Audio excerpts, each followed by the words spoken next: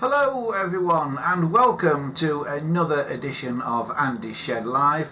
This is Series 10 Episode 5 for this Sunday the 9th of January 2022. Hello there everybody, welcome to the show. It is once again Sunday. Hope you're all doing well. We are here again for the next hour or so, or maybe a bit longer, with all sorts of vintage stuff, telephone related stuff, and as the title of this says, we'll be telling you a bit more about the radio station today as well. Just move my camera a bit, it's a bit low. There we go, that's better. So yeah, we're going to be telling you all sorts of stuff relating to the radio and that today.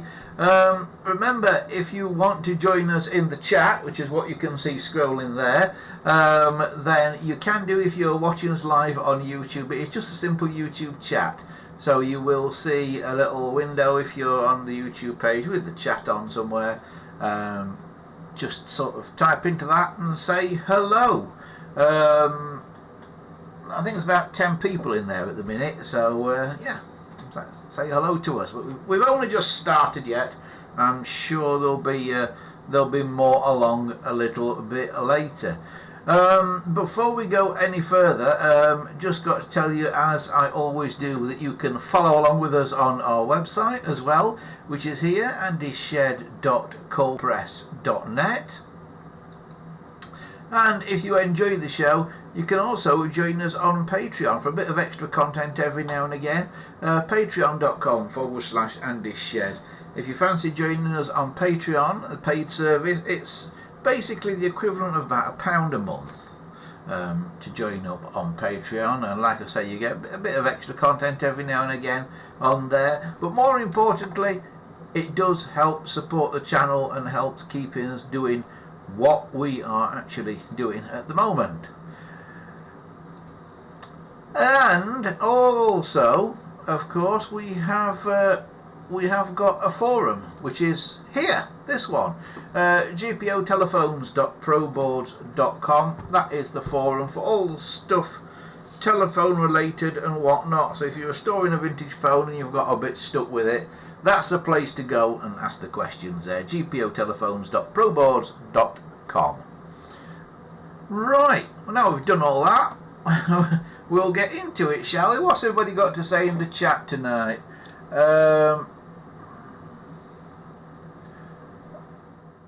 It says, did you see the photo of the signal phone I've got? I've not looked yet, Christopher, to be honest with you, but I'm sure it's there.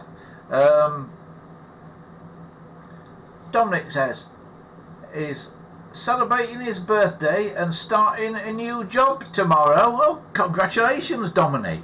What is it? Your birthday tomorrow then, or is it today? Is it? And what's the new job as well? What we're doing for the new job? And and what about the move as well? Because you're moving as well, aren't you? What else is happening? Oh, Gambo's here, say Christopher's here, Jimmy's here, Penfold's here. Gambo says he's made it home from work just in time. He's knackered. Been doing some deliveries. Apparently, says he thought Christmas was over, but it doesn't feel like it. No, I know what you mean, Gambo. People are having the deliveries because they're too scared to go in the shop with the old COVID, you see. Like me, I've not been in the shop for about 2 years now, and it'll probably be another 2 years before I go in one.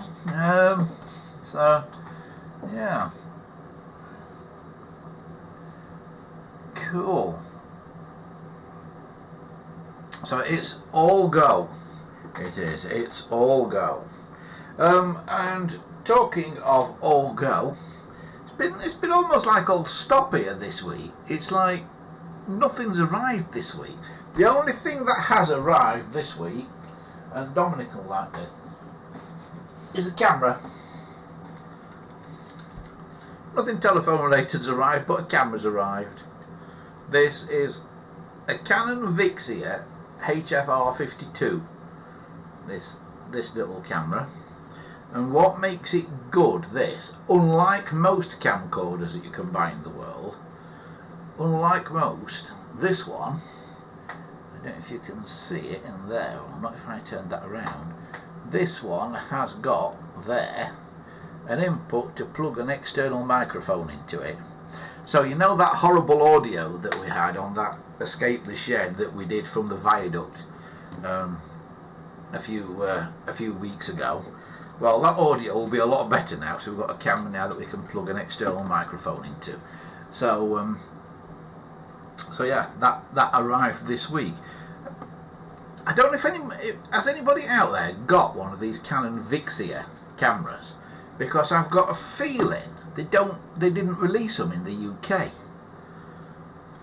because this one has got an American type wall adapter to charge it up, and I've got a feeling they didn't release these cameras in the UK because they're very, very thin on the ground, the Canon Vixia range. You can get very, very similar looking things, but the Vixia ones seem very, very, very hard to find. So that one has arrived and got all sorts of bits and pieces with it. So that was nice. I've yet to go out and film anything major with it. I've just had a little test go with it, but I've yet to go out and film anything major with it. But there are some more Escape the Shed episodes to be made quite soon. So I'm just waiting for a bit of half decent weather, because it's been absolutely chucking it down with rain here just recently. So that's kind of stopped us doing that. But yeah, there's some more Escape the Sheds to come.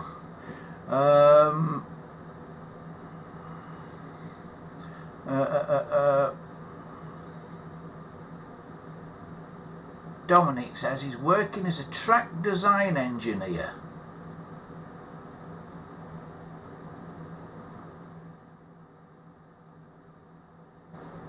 A track design engineer? Is that railway track? Do you have to design railway track? A track design engineer. You see, when you said track design engineer, my first thought was roller coaster. But I bet it's not that, is it? No, because you're hoping to move to a place that's quite near Derby, so it's going to be a railway, isn't it? It's going to be railway related. So next time I go on a train, if indeed I ever do go on a train again, you know, because there's people on trains and don't want to be getting near them. But if I ever do go on a train again and it bounces a little bit, or it makes a bit of a squeal on the corners, it'll be down to you, Dominic.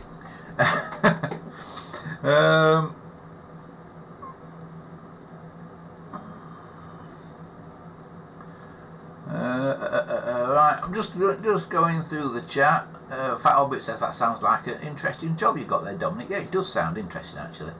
So yeah, cool.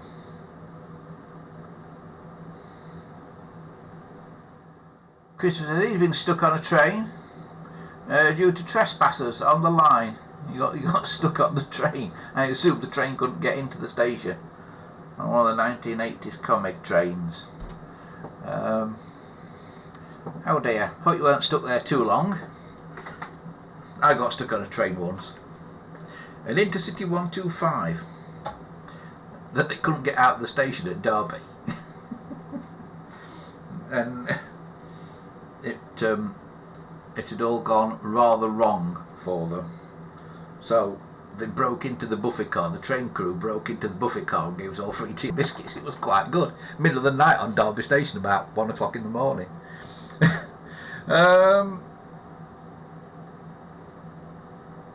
Dominic says, yes indeed, I will be designing track geometry and point work and stuff. Cool.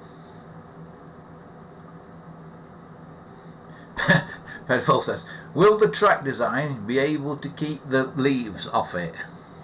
Yeah, you want to design some leaf repellent track, Dominic. That's what we want. I I can tell you a story about Leaves on the Line. When I used to be at the Tramway Museum at Christchurch, I came down the line on a tram once, and there were a couple of guys with some equipment sort of connected to the track, doing some like measurements and things, sort of scientific boffiny type people. And we stopped, and I leant off the back of the tram, and I said to these guys, "What are you doing?" And they said, "Oh, we've come from the rail test centre. We're trying out some train detection systems." I says, "Oh, is that the same train detections that don't detect sprinters?"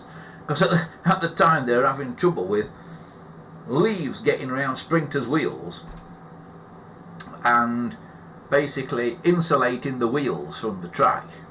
And then the sprinters were not throwing the train detection circuits on the track.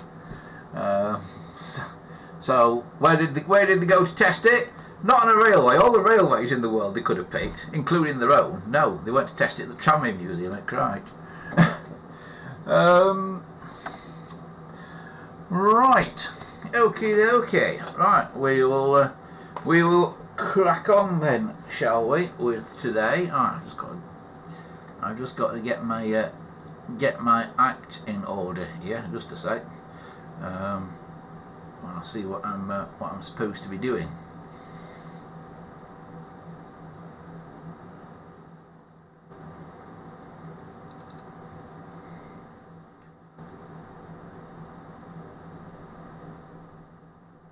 Oh no, I didn't want it to open in that. Right.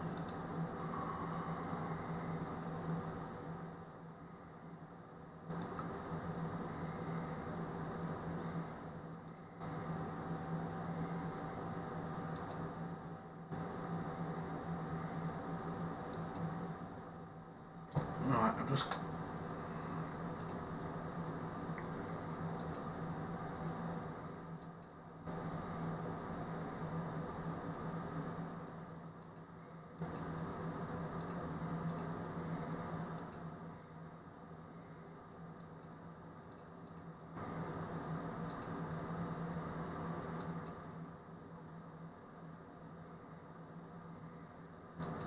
Just trying to get this right. That's it. I've got it now, I think.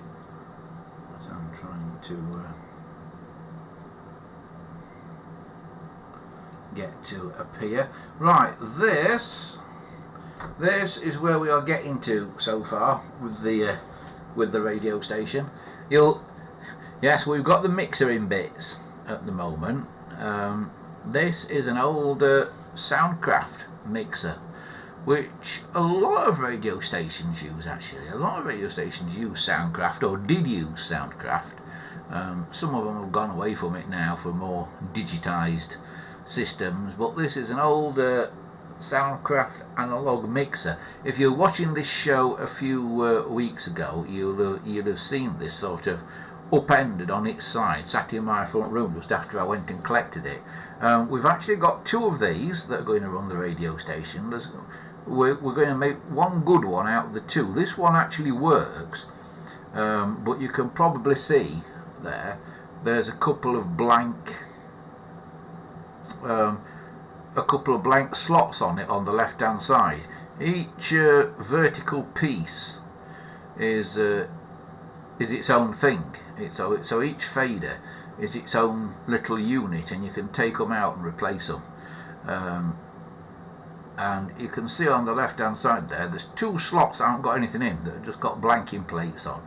So we're going to put a couple more faders out of the other desk into that to make this one a bit more versatile, and the other one will be used as a source of spare parts, because they do go wrong occasionally. So this is a broadcast quality Soundcraft mixer.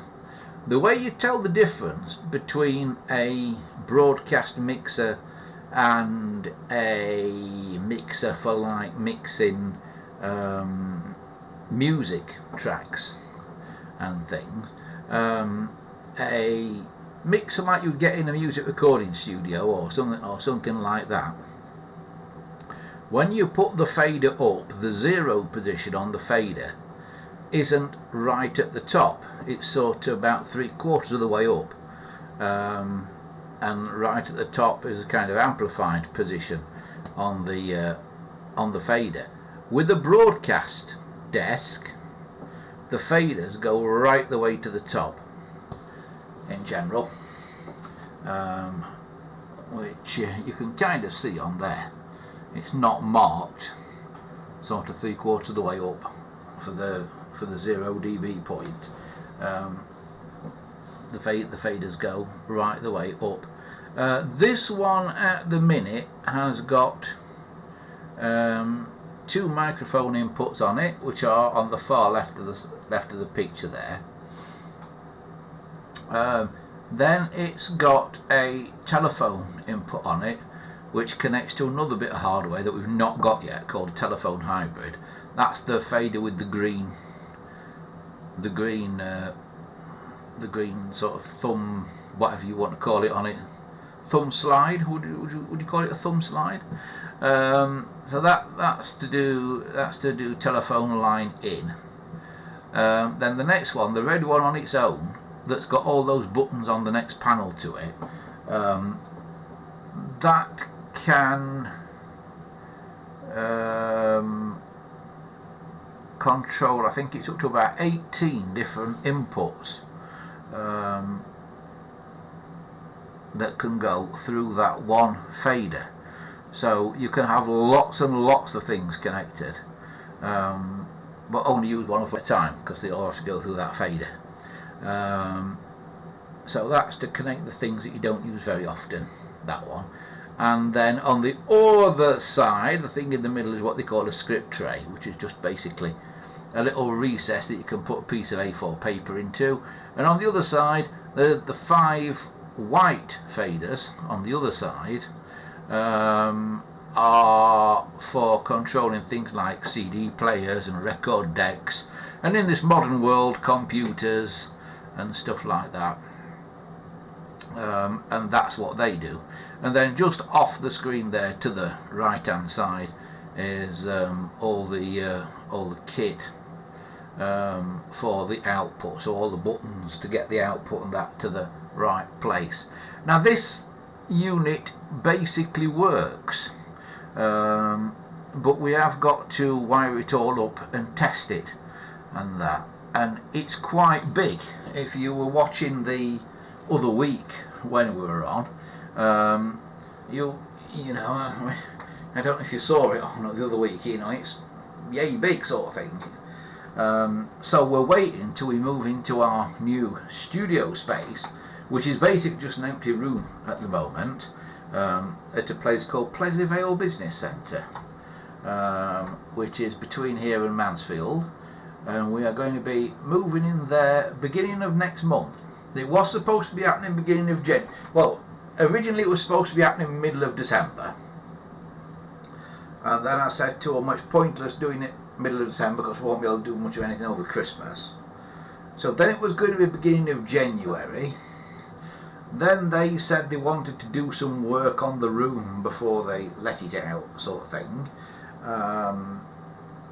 So then it was going to be middle of January rather than beginning of January. And I said, well, if you want a bit more time, I said, because COVID is coming back and I think we might be heading for another lockdown, I said, make it end of January, beginning of February. So that's where we stand at the minute. It's going to be around about the beginning of February when we move in. The radio station itself, the sort of technicalities of it are coming together quite nicely. We sort of amassed the basic hardware, or some of the basic hardware that we need for it.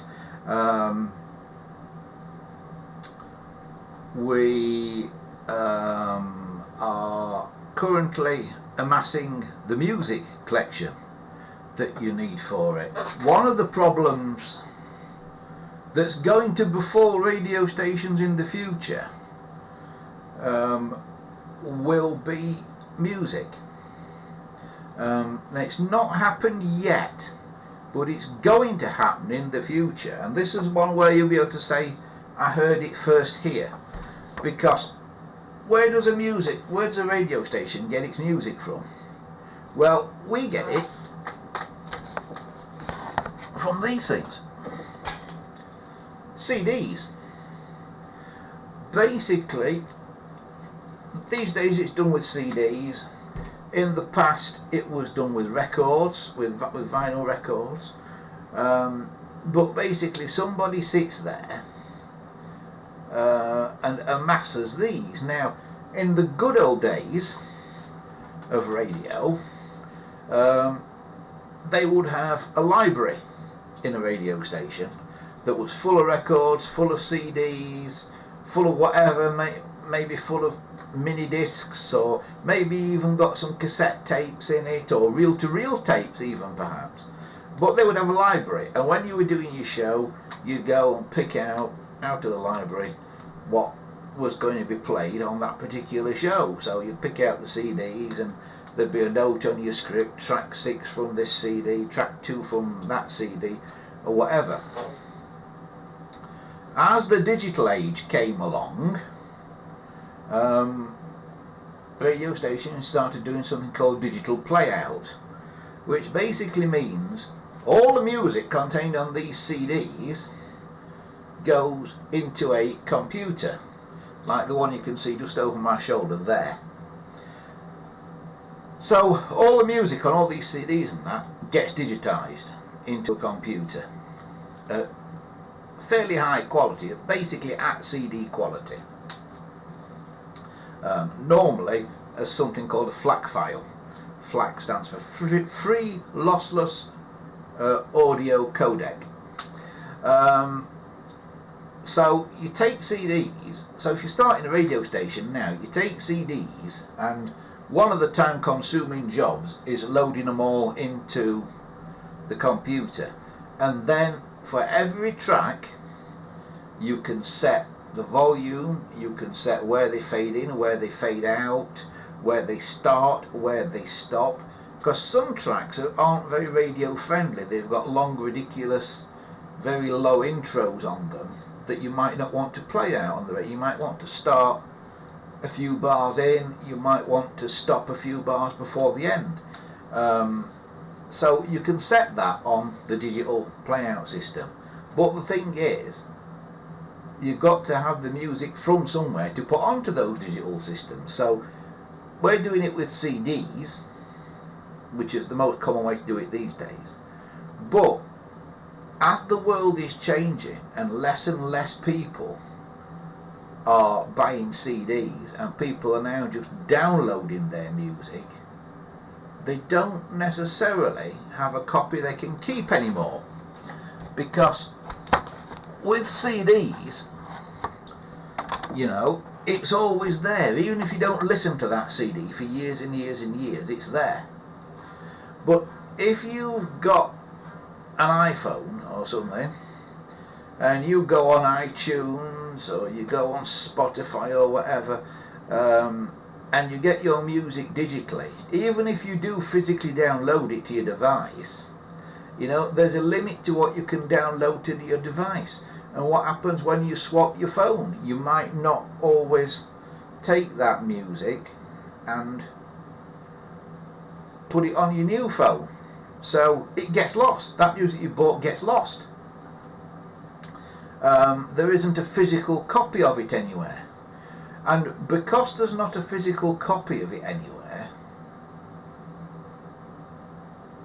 there's nothing for the sort of small radio stations and that are setting up to get.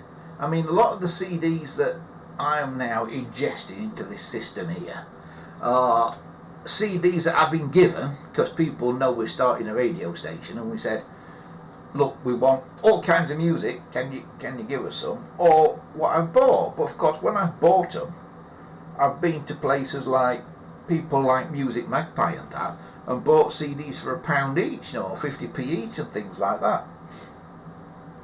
And that's not going to be possible in a few years' time because there won't be any CDs out there. So small radio stations are looking to build up a music library in a few years' time. I have absolutely no idea how they will do it without incurring some massive costs, some really, really massive costs. Because there won't be like the second-hand CDs and second-hand records out there for tracks that are being released today. So it does make me wonder how it's going to be done in a few years' time. But for now, we are on CDs, and we basically just stick them into a computer that ingests them in audio format. It turns them into what we call a FLAC file. It puts them into a system called Rivendell Radio Automation, which is a fantastic piece of Linux-based software, and that will be the heart of the radio station.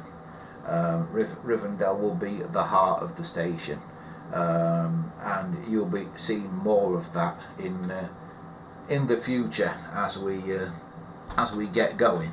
But this computer you can just see off the camera behind me here. This is actually the first jerry-rig test setup of the Rivendell system that I basically had running to try it out. I've had it switched on and kept it switched on to see how resilient it is.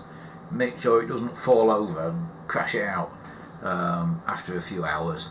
And it does seem very resilient at the minute, so we seem to be doing quite well with it. So we're doing the technical stuff at the moment. We can't actually start the physical studio build until we can get into the building, and that's going to be a few more weeks yet. So when we can get into the building, then the physical studio build will start, and I'm hoping by then the COVID situation will be a bit better. So I'm hoping we'll be able to get a few people in a bit more safely to help out with it. Right, what's everybody up to in the chat?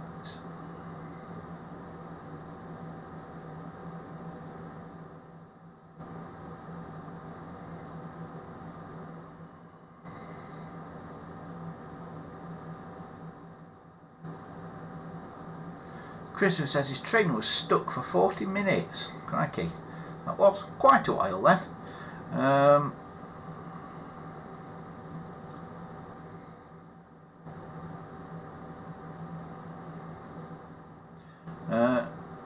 And Christopher's looking at a job at signalling on the railways, possibly. Cool. Will there be any signalling on the railways soon? Now they're having things like moving block signalling and stuff like that. Moving block signalling scares me. They have it on London Underground now, and I think it's only a matter of time before something happens with it. Oh,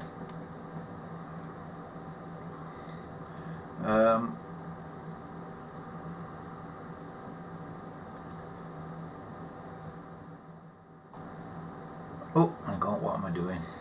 Phone's doing weird things. Penfold says, what format will the digital music be in? It will be FLAC, Penfold. It will be FLAC files. Basically, Rivendell ingests them into... Well, there's different ways of doing it. You can take the music track and fiddle with it outside of Rivendell, like adjust it for loudness and things like that, then save it as a FLAC file, then Rivendell will ingest the FLAC file. But once it's ingested it into its own systems, it kind of goes into its own Rivendell format as part of a database rather than as a single file. It's a bit difficult to explain. So it's not really a known file format once it's in the Rivendell system. But to go into Rivendell, it will either go in straight from the CD at CD quality, or it will go in as a FLAC file. Really, on radio in the UK, you're not supposed to use MP3s, because an MP3 file is not regarded as broadcast quality because of its compression. So it's not really regarded as broadcast quality, an MP3. Having said that,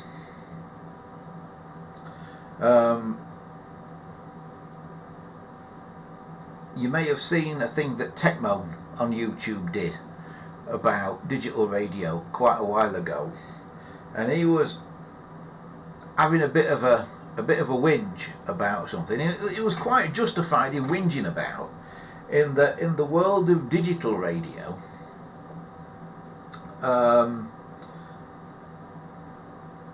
they try and cram so much into so little bandwidth that a radio station actually has a very small amount of bandwidth to play with. So these digital stations on DAB are very often broadcasting a far lower quality than they would have when they're on FM, and certainly getting towards like crackly medium wave quality, because they're trying to broadcast them at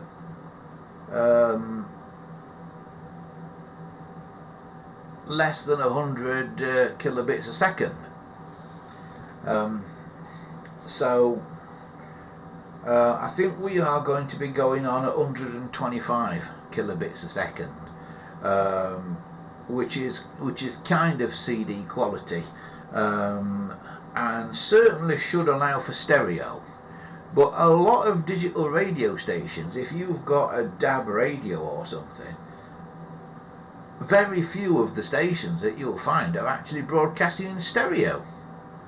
Most you'll find are in mono, and they don't seem bothered much about changing that. So the actual broadcast quality is a bit of a joke at the minute, because they may want high quality files in the studio, but they're not actually outputting a high quality signal to go out there. And it's all because bandwidth costs money, basically. So yeah, it's a strange situation, but the studios quite rightly want the highest quality file they can get, because as technology moves on, hopefully they will be able to put out a better quality output again. And it's a bit like television. If you see a television show now that was made in the 1970s and you watch it on your HD TV, I mean, first of all, it's a little box in the middle of the screen with a black bit at either side, isn't it? Because it wasn't done in widescreen. And then look at it, and the actual picture quality is horrendous, particularly if it's something from the BBC that has filmed segments in it.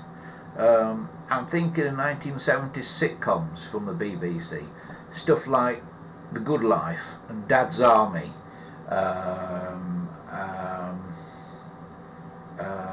and to a certain degree Last of the Summer Wine, but all those kind of 70s sitcoms that were on video in the studio but on film outside, where they did outside bits, like when the Dad's Army team were larking about around Thetford, that was actually done on 16mm film. Now 16mm film is tiny, it's 16mm, and the clue's in the name, and hence it's grainy and horrible. And now when you see those programs, you really can see the difference. You can see the grain in the film bit, in the film sequences and that. And if you get a program that was done entirely on 16mm film that's been remastered for high definition, you watch it in high definition, you can actually literally see the grains in the film. So that's a case of the broadcast quality outdoing the recording quality. So you always want to record in the highest quality possible, and then put it out in a lower quality. You don't want to do it the other way around, because upscaling, as they call it, where you take a low quality recording and you try and make it high definition, there's some very clever computer software that claims to be able to do it, but you're trying to make something out of nothing, and really it doesn't entirely work. Right, where are we? Jimmy says, at the hospital radio station I was at, we had a system that had thousands of built-in songs, plus all our ident sweeps and jingles. It was wonderful. Could line up songs and jingles. Yeah, well, that is basically what Rivendell will do. There's various bits of software that do this, various computer systems that do this, Jimmy. A well-known one for broadcast in the UK at least is something called Rivendell. No, not Rivendell. It's something called Myriad, that is sold by a company called P Squared, and that runs on Windows.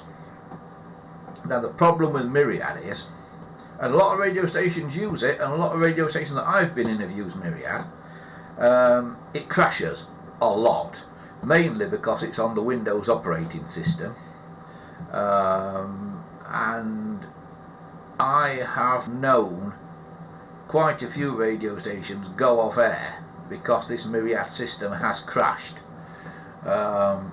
You know, it takes them down.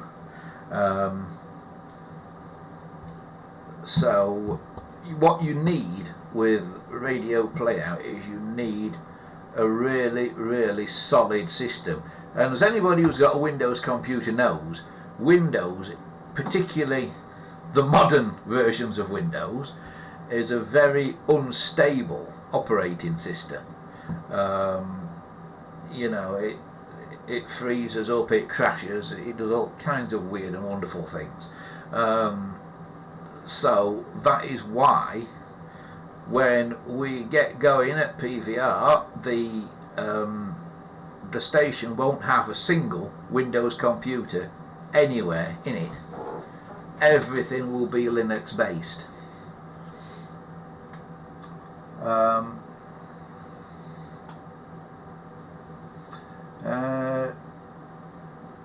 Jimmy says DAB is about 10 seconds behind FM.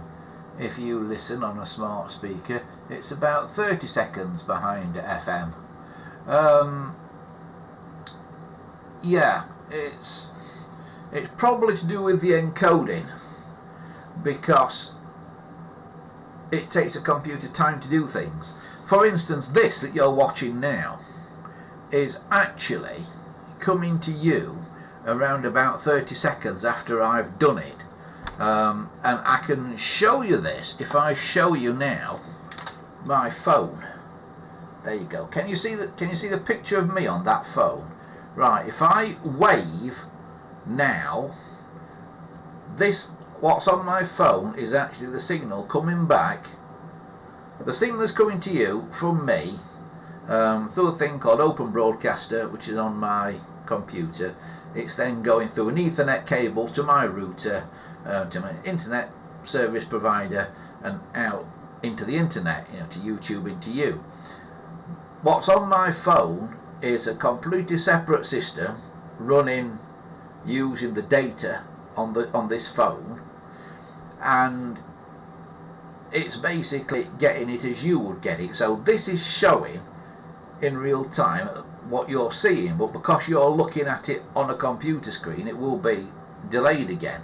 But I can show you the delay. If I wave, if you can see me on this phone, if I put the phone down momentarily and wave, then you'll see it happen on here some seconds later, like this.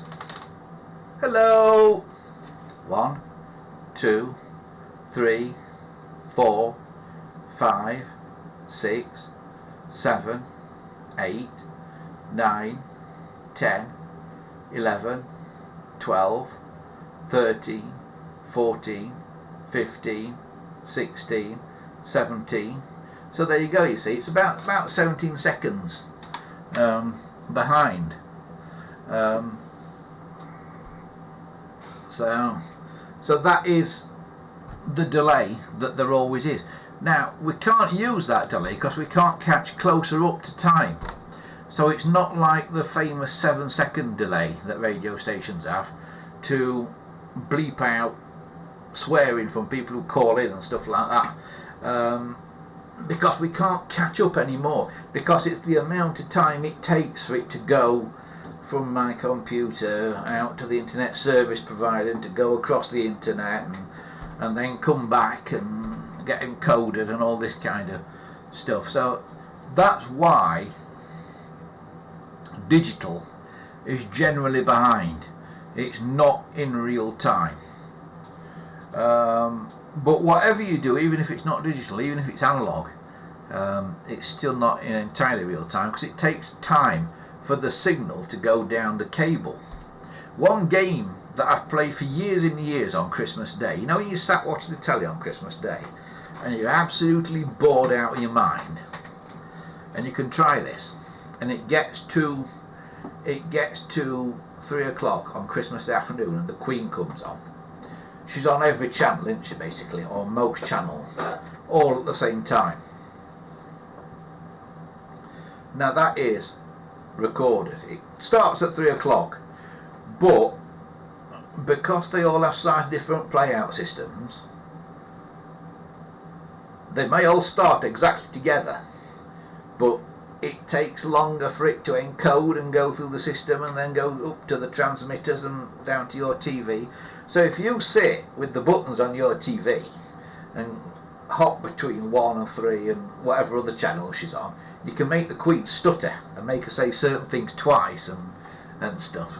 Quite entertaining. So next Christmas, when you're bored watching the Queen, skip between the channels and you can like turn her into Max Headroom.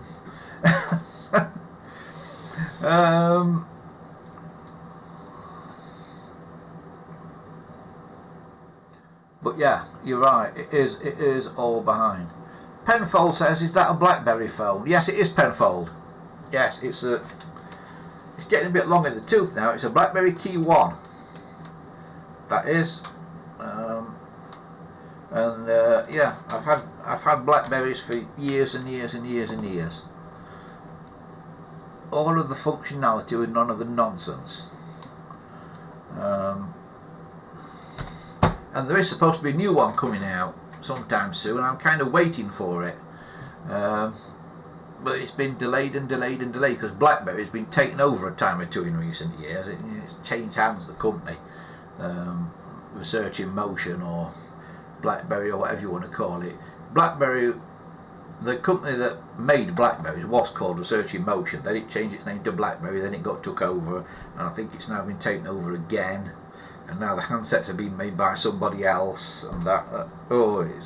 It's very complicated, but the top and bottom of it is hopefully there's going to be a new BlackBerry within the next few months. It was supposed to happen last year, but I suppose COVID slowed it down, like it slowed everything down. So yeah, we're waiting for a BlackBerry with great interest. Fat Hobbit's here. Hello, Fat Hobbit. He says, I love BlackBerry phones. My favourite phone was a BlackBerry Passport, but BlackBerry had pulled the plug on their operating system, BlackBerry 10, so it doesn't work anymore. Doesn't it?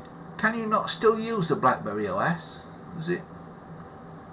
I would have thought you could still use it. It just won't update, but I would have thought you could still use it. I'd be surprised if you can't use it. I would have thought you'd still be able to use it. But yeah, the BlackBerry operating system was very good. This actually runs Android. But there is a kind of BlackBerry add-on to the Android to make your emails and things better than they work on Android. But it's nowhere near as good as BlackBerry's own operating system was.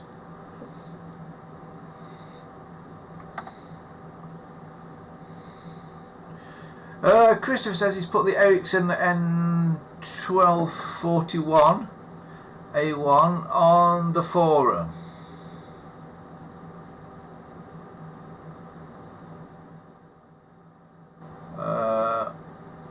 Wiring an Ericsson 1241 A1 signal phone is like wiring a GPO 746.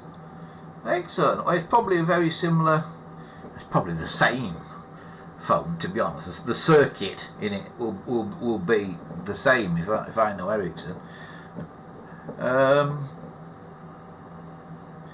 Christopher says there are only 20 signal box levers left on Australian railways now, and 2 1970s switch control signal boxes left. Yeah. Are they going to move in block signalling?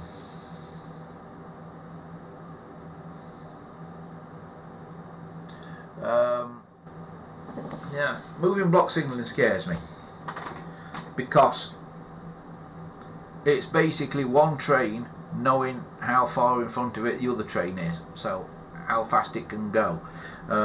It's been implemented on London Underground, and if they were to have something happen on London Underground like they did a few years ago when they had a terrorist attack, I'd like to know what will happen with moving block signalling, because what the moving block signalling does, for those that don't know, it basically is a computer control system that knows where all the trains are. So rather than you have a set block, if the train's in that block of track, that section of track work, another train can't come into it. And normally I think they have to be sort of a couple of blocks apart generally, so you know, there's a block of track with a train in that might be a mile of track that's got a train on it. Then there's a next block which is the next mile further back behind the train that has nothing in it. Then the block behind that for a mile might have another train in it, and that's how you keep them apart, by keeping them a block apart. Now, moving block signalling, what it does, as I understand it anyway, and I'm no expert, but this is the way I've understood it from what I've been told, is the computer knows where all the trains are, and it knows what speed the trains are going. So if you've got a train here going this way and a train here going that way, this train, let's say it's travelling at 40 miles an hour, this train is also travelling at 40 miles an hour, and it knows the braking distance is that. Right? So if it needed to stop, that's the space it'll stop in at 40 miles an hour. So it travels that far apart, and they keep going like that.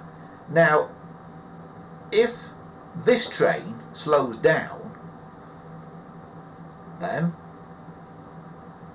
this train will slow down with it.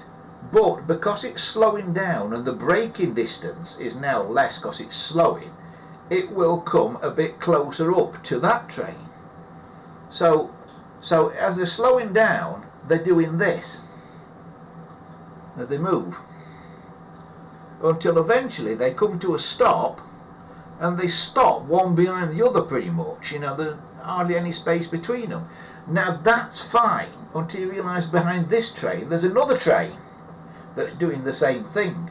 So when the system all grinds to a halt, which it does occasionally for whatever reason, whether it be a terrorist attack, whether it be leaves on the line, whether it be a broken down train or whatever, what would happen unless some human intervenes somewhere is all these trains will stack up nose to tail, one behind the other. Now at the moment they don't do that because there's blocks, or they didn't do that on the underground because there was blocks. The train had to stay in its block, so they didn't come up one behind the other. But now they do, and it's how they fit more trains onto the network for the given track they've got, because the trains can run closer together because one can basically run up behind another one. So when something goes wrong, all these trains are going to come together. So instead of having one train of passengers stuck in a tunnel, you're going to end up with 5 or 6 trains of passengers stuck in a tunnel. So I don't think moving block signalling is terribly clever. If I've understood it right, this is if I've understood it right. If I've not, somebody correct me. But that's how I understand it to be. Anyway.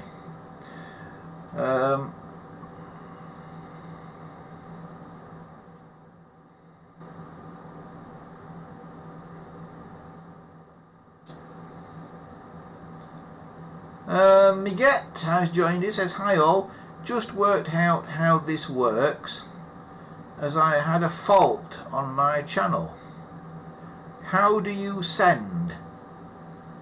And then he's put found out. How do you send what? I've only got half a message there. It's possible.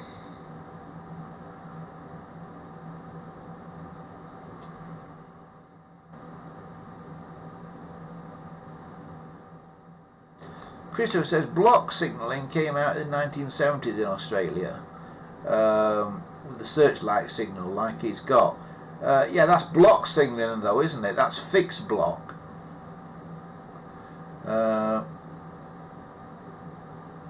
Dominic says at the moment all the current ETCS is fixed block, he thinks.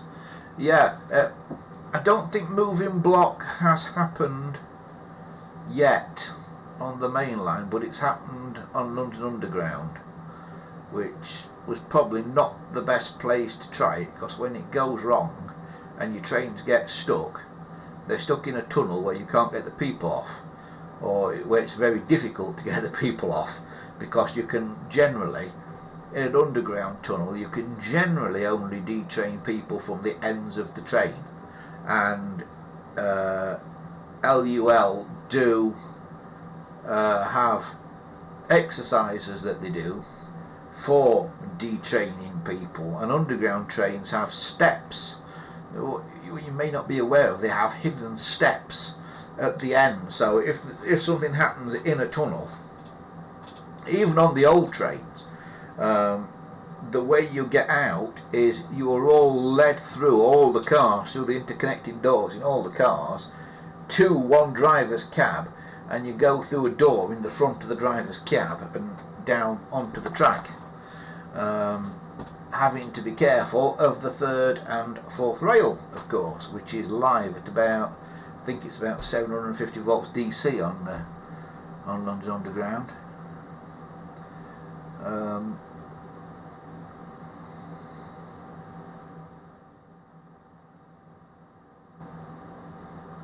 So yeah. Christopher says 1970s signalling is still in use on the Australian railways. I guess on the big railways, like in Australia, where you've got like massive distances that the trains go.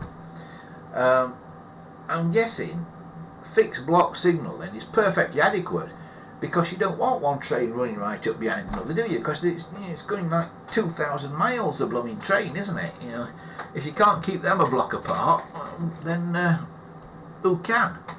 But on high density sort of urban metro systems like the London Underground, then that's where moving block signalling seems to come in, because they can get more trains, more rolling stock units, let's say, onto a given piece of track with less space between them. Of course, what they really need is a never stop railway, because that was the original creator of moving block, which was a thing in the 1920s. If you search YouTube for the never stop railway, you'll find a wonderful piece of archive film of a driverless train at Wembley in the 1920s that basically had no space between the trains at all. A very clever thing that never caught on. You can see why it didn't caught on when you see it, but if you search YouTube, when you've done here tonight, search YouTube for the never stop railway, and you'll be amazed. It's one of those great sort of Victorian stroke early 20th century marvellous mechanical inventions. You know, it's really is properly steampunk, but that didn't catch on. But it was a marvellous idea.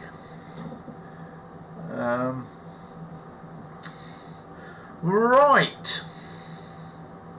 So there you have it. So I've not got anything telephone related really to tell you this week. I've still not got to the bottom though.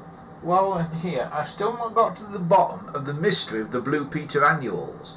I don't know if you were watching last week, but in fact I've got them down here.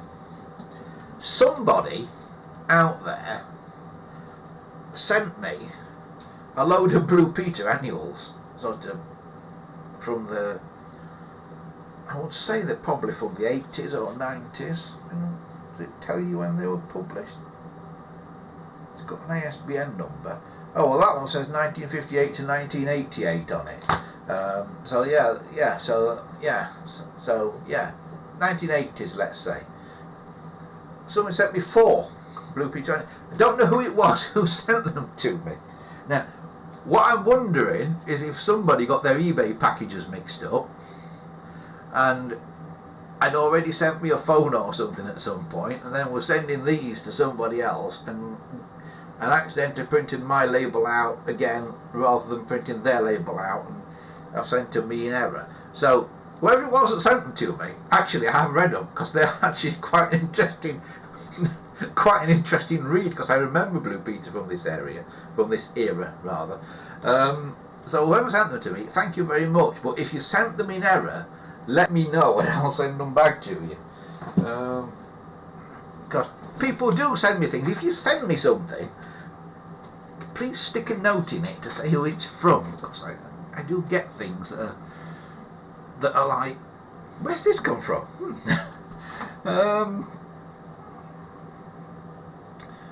Christopher says the 1970s searchlight signals are being updated with new signals. He says, but he owns 2 of them.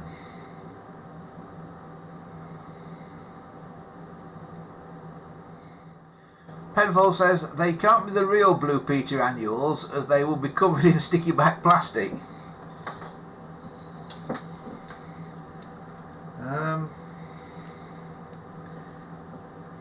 You kind of have a point, and actually they almost kind of are. Can you see how that shines? They've certainly got something on them.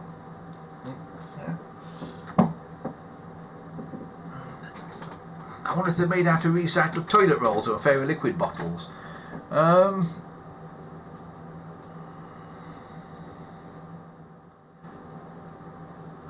Miguel says on the London Underground the middle rail is negative and should be safe to touch. In stations there's an area for safety for people who fall. Yes, it's like a pit in the station that they actually do call the suicide pit on the London Underground, which is like the rails are raised up on stilts, so if you fall off the station on the London Underground, you drop into this pit and hopefully fall past the rail. And in the stations, because London Underground operates a 4-rail system whereby the running rails are not electrically charged, there's a positive and a minus collector rail. The positive rail is always furthest away from the platform at the stations, because it can swap sides, but it's always furthest away.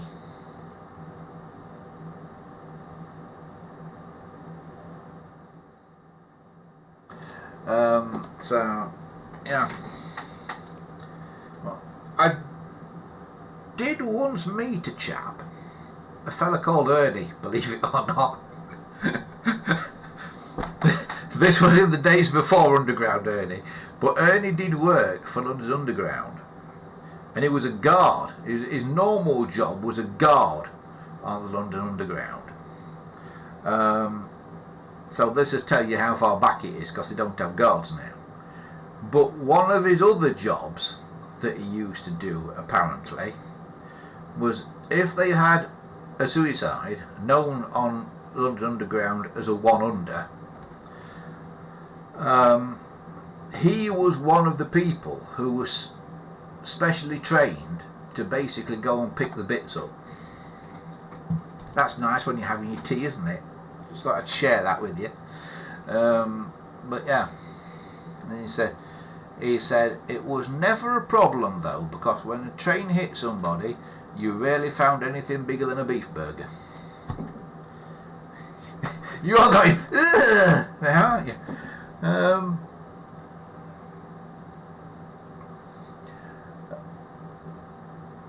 Gambo says the Blue Peter annuals weren't from me. I don't know your address, so I'm off your suspect list. Yeah, I've got no idea where these Blue Peter annuals came from. It's been bugging me for a couple of weeks now where they came from. So, yeah. So, there we have it. Have I caught up?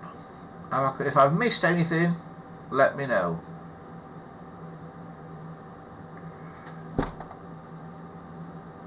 Oh, yes, Christopher. Well spotted. Well spotted. Oh, they're not down here. They're up in the loft. Christopher has sent something in that's arrived this week. He sent some diagrams for the Australian 400 series phones. So that Aussie 400 that I'm trying to get the dial off of, because it's got the wrong dial. The dial is glued onto with, like, I don't know, kryptonite or something. That will help with the restoration of that, which is on my list of things to do now, Christopher. So yeah, we're going to get stuck into that when we get a minute. But everything's up in the air a bit at the moment, because with the radio station build out and that, there is stuff up in the loft here. If you've ever watched the shows when I've done them from the loft where all the telephones are on those racks and things, there are bits of radio equipment buried in all that stuff up there that I've had to unbury. so everything is in massive disarray at the moment. There's stuff like everywhere. So I'll be really glad when we can actually put, because I've been collecting bits of this radio station for years and years and years, when I've kind of found bits and thought, that'll be handy, you know, and so all these bits that I've been collecting, like this play-out computer and like the mixer and stuff, all these bits have been stored in different places and that. So it'll be nice when we can actually put it all together. A, because it'll put the studio together, but B, because it'll get it out the way of where all the bits have been stored at the minute. So I've had to, like, shift loads and loads of phones on that to get things out of boxes, because the thing that you want is always in the box that's at the bottom of the pile of boxes, isn't it?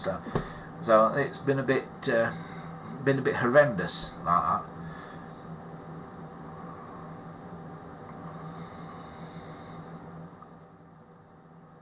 Chris says, would you like a GPO 1969 746 bass?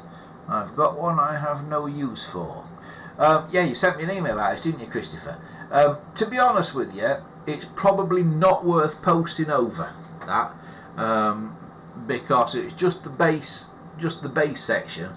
You'll pay more in postage to send it over than the thing is worth, because although they're useful, they're not actually that rare. So I'd say hang on to it, because you will get a use for it one day, I'm sure you will. So thanks, but hang on to it, because it'll be more use to you at some point, I'm sure, over there, where it'll be a lot rarer than it is over here.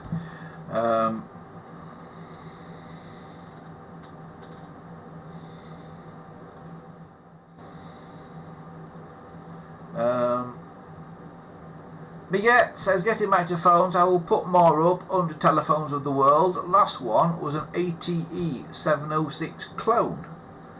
Excellent. This is on the forum you've put these up, I assume, is it, Bigot? That is brilliant.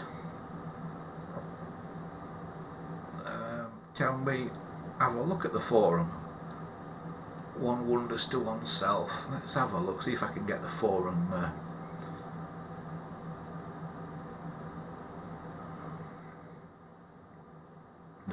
up on here.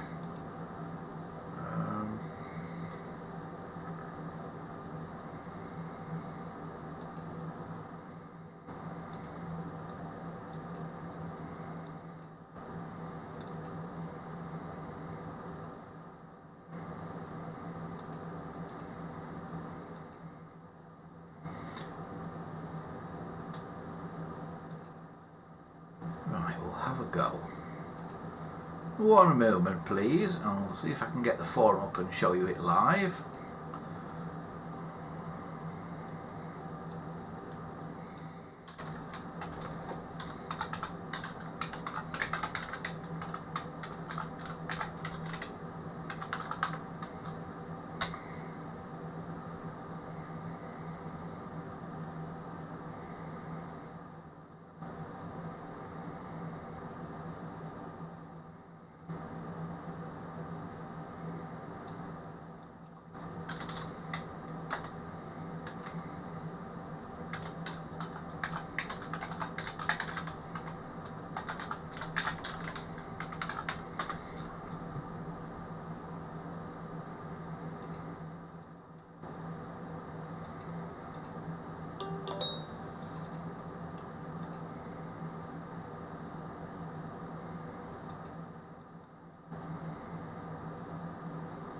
Yes, I can.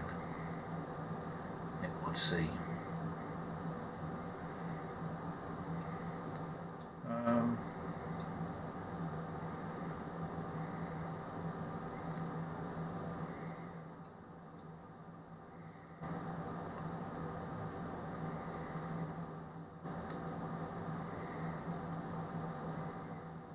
Right, bear with me one moment.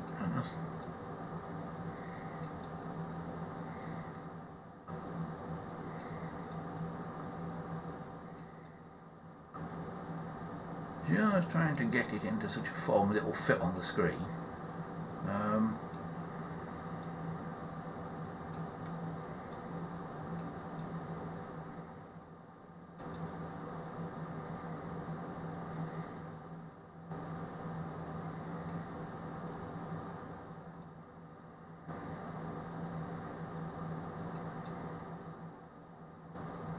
Right, that ain't my reckoning. Right, let's see if that fits now. There you go. There you go. No, it's over the idea is to put that on top of there. Right. Move that up. Okay, alright, that's it. That's better now. It all sort of fits now. So yeah, this is the telephone forum. That one or two people have put things up on, and here's Christopher's railway signal phone. This is actually a very standard. Oops, there was an error. I'm logged in as a guest. I'm not logged in as a user, so I can't do the photos. Just a one moment please, as Big Clive would say. I've got that from Big Clive, picked that up from him.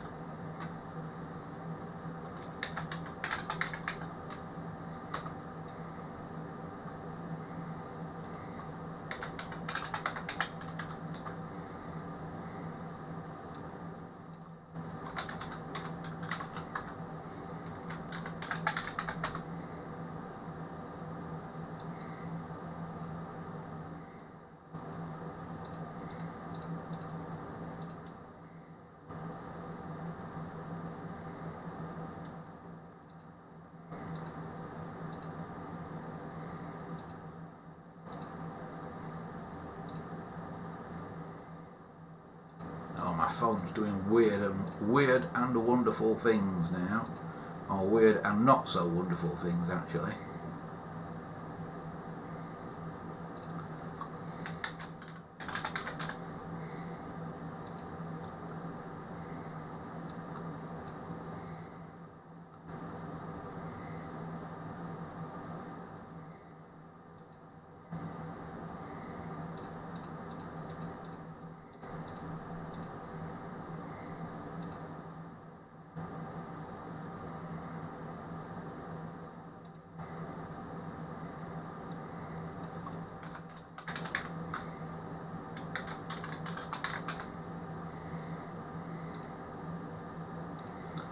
I'll get into this eventually, I promise.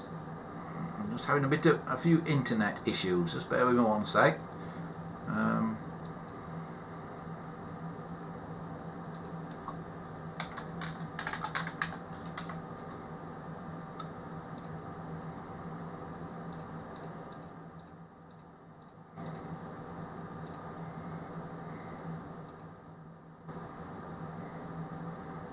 Marvellous.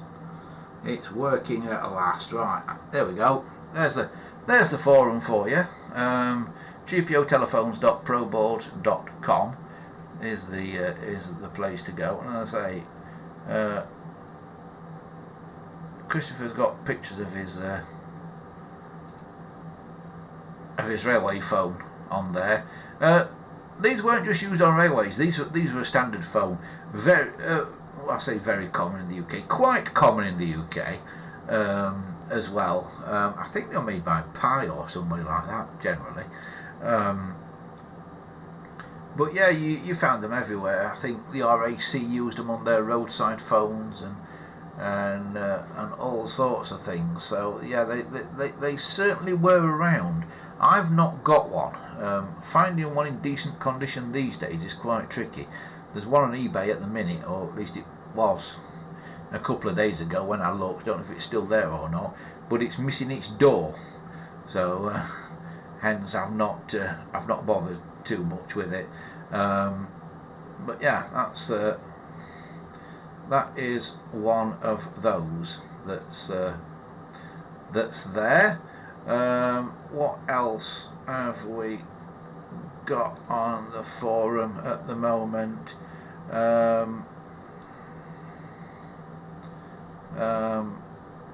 Right, the N1970B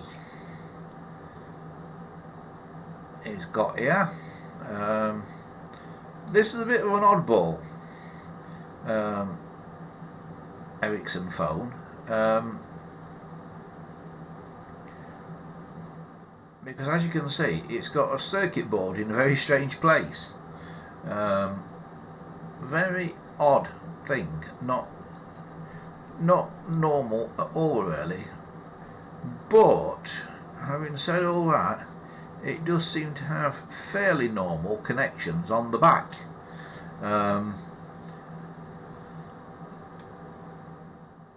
So I'm guessing you can probably wire it the way, in fact I'm sure Christopher said earlier that you can actually wire this the normal 706/746 way with the connections on the back, and it will work. Oh no, sorry, that's the 706 Mark 1, that's a different phone, isn't it? Sorry. One is getting a little confused now. Yeah,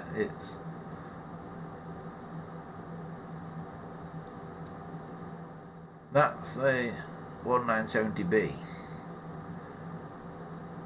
but it seems to have got a load of connections down the edge of this weird circuit board. I've not seen one like that before. That's an oddity, that one, Christopher. I don't know why they did it like that. I've got no idea why they did it like that at all. It does seem very, very odd, that one.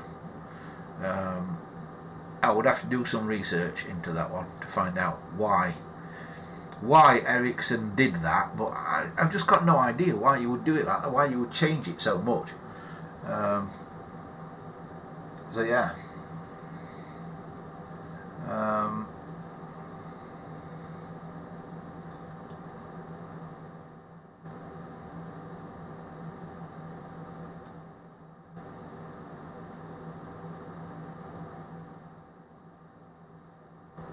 Oh, Miguel says that S10E05 clone phone that he's got is on his YouTube channel. So if you just search Miget1 on YouTube, MIGETTE1, the number 1, on YouTube, you'll find his channel where he takes various phones to bits and that, and has a look inside them, and some quite interesting ones as well.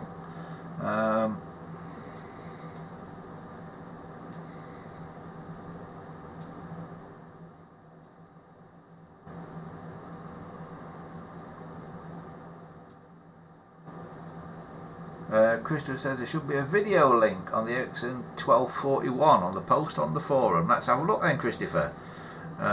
Where is it? It's not the 1241. Where did you put it? Oh, there, 1241 and 8. Oh yeah, there's a video of it. Right. I wonder if we can play it. 2000 telephone channel. This is my Ericsson signal post telephone. This is the clone of the GPO 745. I think what they called them. But the 745s have a handle. What's right here? Pull the handle to open it. Hang on. Let's do that again, Christopher, and we'll pull the door. We'll open. actually try and in my book get that in the right place, shall we? We'll do that in again, and I'll show folks that, and we'll see if we can. We'll see if I can put the right video up. Hey, what do you think? That's alright. Let's go. Let's do that, and then let's do that, and then let's do that. It's Christopher 2012 phone channel. This is my Ericsson signal post telephone. This is the clone of the GPO 745. I think what they called them. But the 745s have a handle. What's right here? Pull the handle to open it. This one has a button on the side. You have to push the button in and pull the door open. In my book, it would be better if Ericsson did put a handle on these. It's quite difficult to open these up. It's inside the phone. Has the notice to tell you how to put the handset in. There's the handset's Concord blue handset with a black handset cord. All of them are like this. Because I've seen some in person, still in use on our railway system over here. Because Ericsson made these, but they were imported overseas to Australia and used in the New South Wales SA Railway, South Australia, and then the Big Tyne Rail, where I am. This one's made by Ericsson, but it's owned by Plessy. Because it's an Ericsson N1241A1. It says on the back. Can't show you, it's bolted to my door, so it doesn't bulb off. It's fully functioning, this phone. This is on a PBX, so that's the internal. There's the external exchange tone. It goes onto my MBN, and I'm using a PBX that does the pulse to tone conversion to run the phone.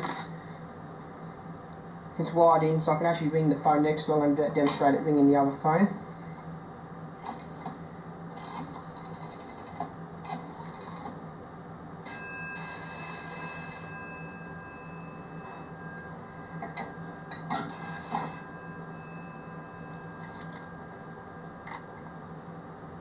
Now I'm going to dial the extension number 9, but this is on the operator extension.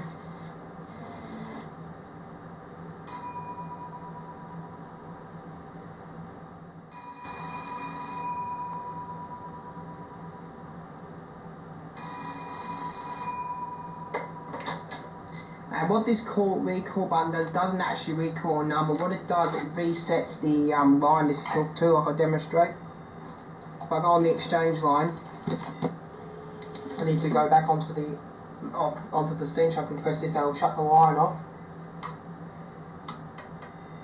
Ring back the internal tone. Now someone, I believe this was done by the railway system. These had a little metal bracket thing what hanged off here, what pressed on this button when the door was closed. And when I had that on there, it was disabling the ringer. So I had to remove that to make the ringer work in this phone. It also had the door a little bit rusted up. I had to take the bolts, these off, pull the door off and reseat the door because it was a bit rusted when I got it. And it was wired wrong.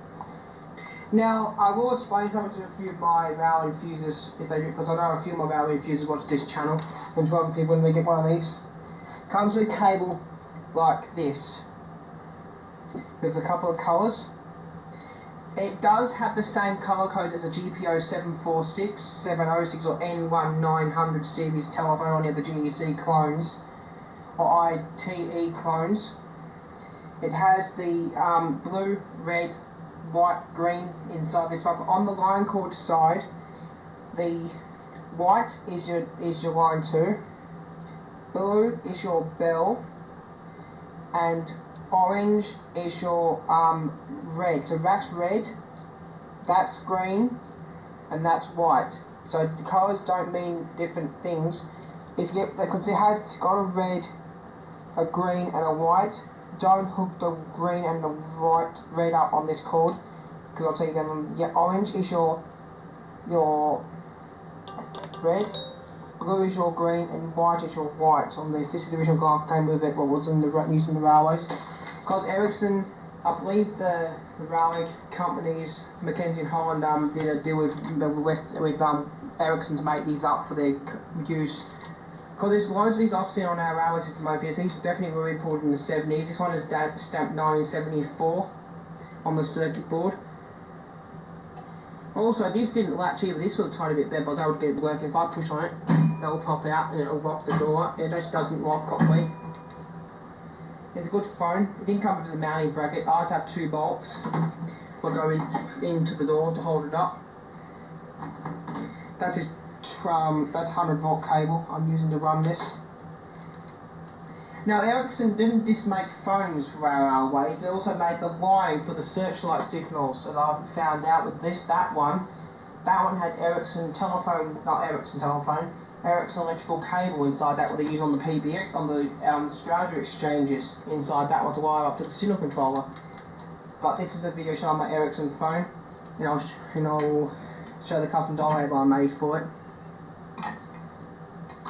Has a modified label with 4 zeros for the emergency number here, and my town name South Melbourne written there.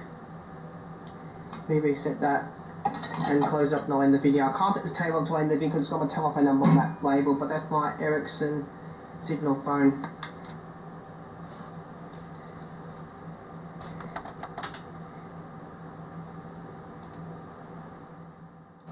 And there you have it. So that is Christopher's Ericsson signal phone, which he quite rightly pointed out in that, I've learned something there, is slightly different to the British ones, because the British ones had a handle on and that one's got a little push button thing to open the door. That doesn't seem to work very well. But yeah, thanks for that, Christopher. And if you want to watch that again, because there's a lot of good information in that, that's on Christopher 2000's telephone channel on YouTube. Do you want to stick a link in the chat to that, Christopher? If you're listening at the moment, stick a link to that video in the chat so people can go back and watch it again if they want to. Yeah, a good video that on a type of phone that I've not got yet. So that's I've learnt something there from that. Peter Blackburn's joined us in the chat. He says, did you watch the thing about the Russian auto dialer? Yes, I did, Peter. Yeah, the Russian auto dialer that works by that is programmed by passing wires through loops and things. Yeah, very interesting that. It has found a new home on a different YouTube channel who has already done a video about it. If you look up Look Mum No Computer, there's a guy down there. He's based down in Kent somewhere. I think he's in either Ramsgate or Margate, and he's actually got a museum of weird and wonderful old technology that is called This Museum Is Not Obsolete, and it's open to the public, his museum, on certain days. But if you look on the channel Look Mum No Computer, you'll see he's done a video about that dialer. So it has found a new home. which I'm rather glad about, and it's in a museum, so that's ace. So yeah, thanks for reminding me about that, Peter. Penfold says, nice video, Chris. Yeah, it was very good, that. Like I say, Christopher, stick a link to it in the chat so people can go back and watch it again, should they want to. I can't actually do it because of the software that I'm using here. I can't stick the link in the chat. I think he's done it. Has he done it? It says link to my telephone channel, and I can't actually see the link. It's not come up, Christopher. Try that again.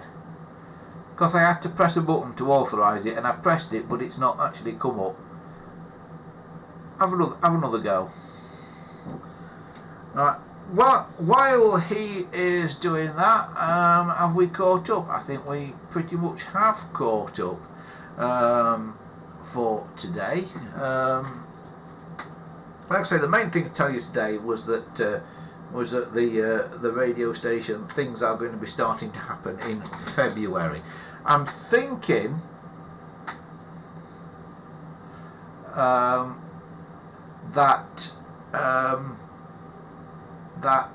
when we start with the radio station build, we may even start an entirely new YouTube channel for that, because I think there'll be a lot of people interested in how you build a radio station. So we may actually start an entirely new YouTube channel for that, so watch out for that. Chris says, do you see the information about why that was made at 970B on the forum? Do I see that information on the forum? Let's have a little look then.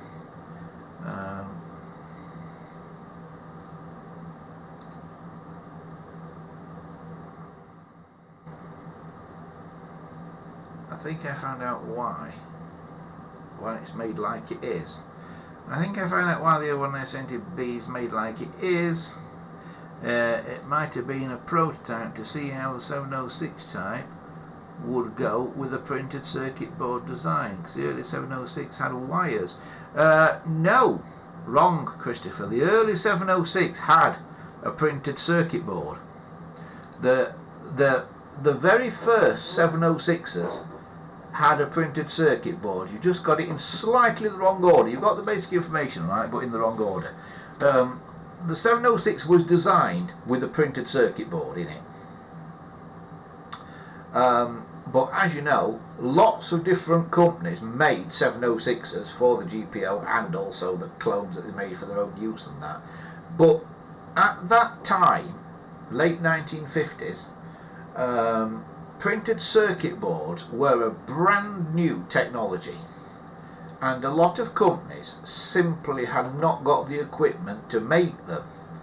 So they came out with another version of the 706 that was wired in the conventional way.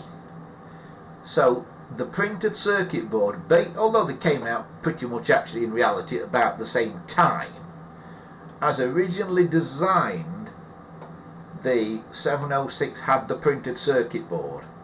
But when it went to manufacture, and they got all these companies involved making them, so obviously they had to have a lot of companies making them because they had to make a lot all at once. A lot of these companies turned around and said, we can't make printed circuit boards, how do we do it?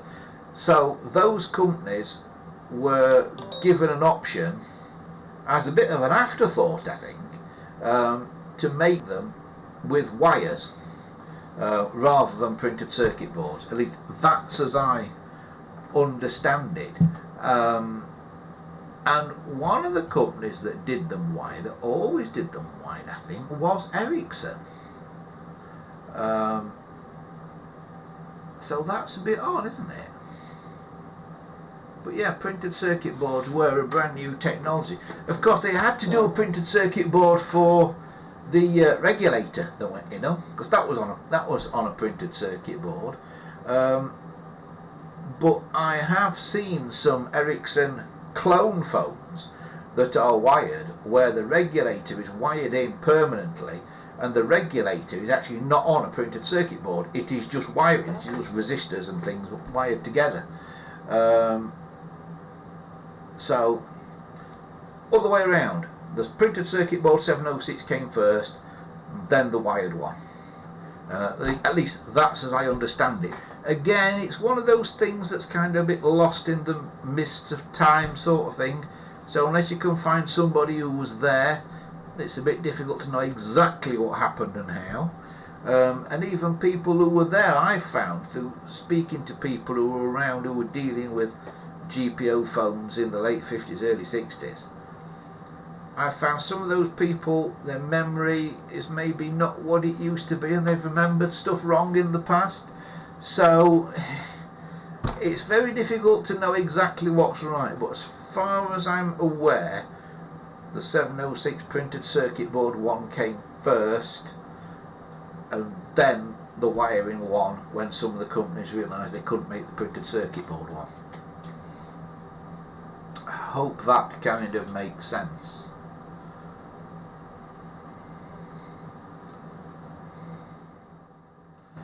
Dominic says, will the channel name be Andy's Radio? Not sure yet, Dominic. I haven't really thought about that.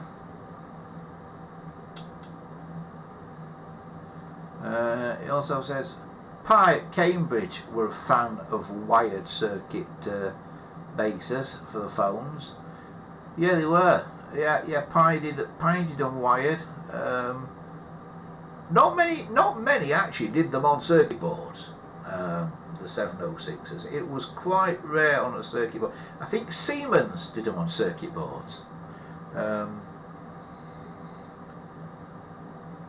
but not a lot did.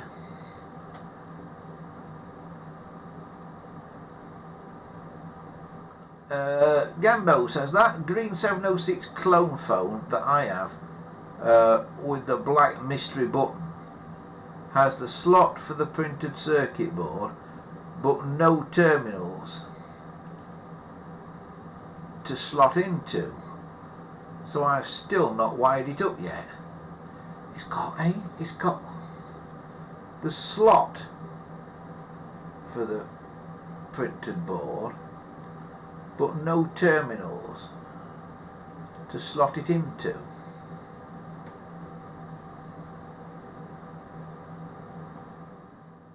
So you're saying the slot's there on the base, which is probably plastic.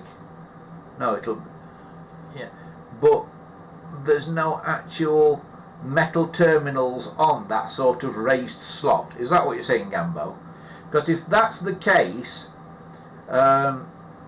it's probably just a phone that is wired without a regulator. The regulator is not a necessity. It's a kind of add-on. It's like an optional extra on a car. So if it was a 706 clone, which you say it was, they probably just designed it without a regulator, so they didn't populate the slot with actual contacts because there would have been no need to. They've just used a standard base with the slot in it, but they've not actually populated it with electronic contacts because they've left that bit of the circuit out, basically. But I think you'll find it'll still work without it. Chris says, the dial labels I sent you are 1950s original PMG 400 series ones. Yeah, thanks for those, Christopher. I've got those. They are in safekeeping, ready for when the dial gets changed on that phone.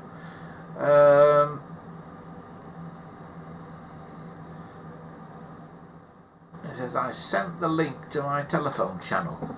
I've not seen it, but has it flashed past me?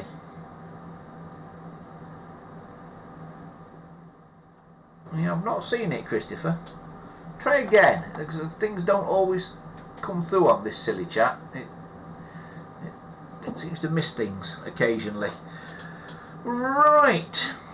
That is almost a wrap for today, everyone. So thanks for watching us once again. It's been another interesting one. It's gone off at some strange tangents today, and thanks to Christopher for doing that video about that phone as well. That's really interesting. If you search Christopher 2000 telephones on YouTube, I'm sure you'll find him. And give him a like and a subscribe on there, because he's got some interesting stuff out there in Australia. It's a little bit different to what it is here in the UK. And he's also got a railway channel, which is very good as well. So he's already multi-channeling. Yes.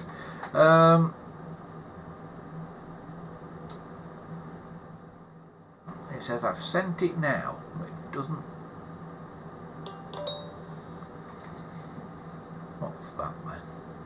Oh, that's not him.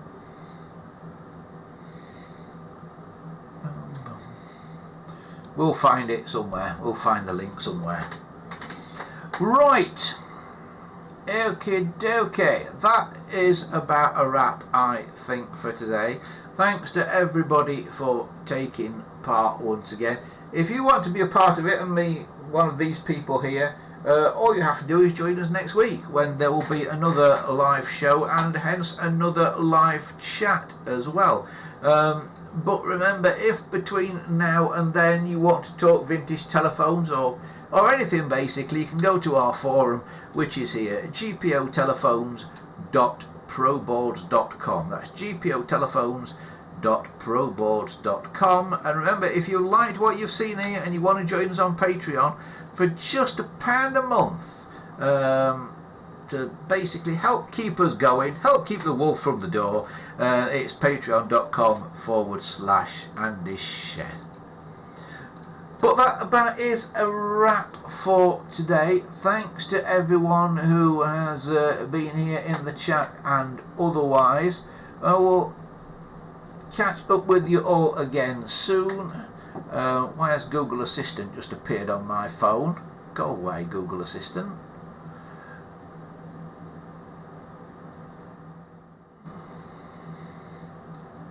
It says your assistant will be right with you. I don't want my assistant to be right with me.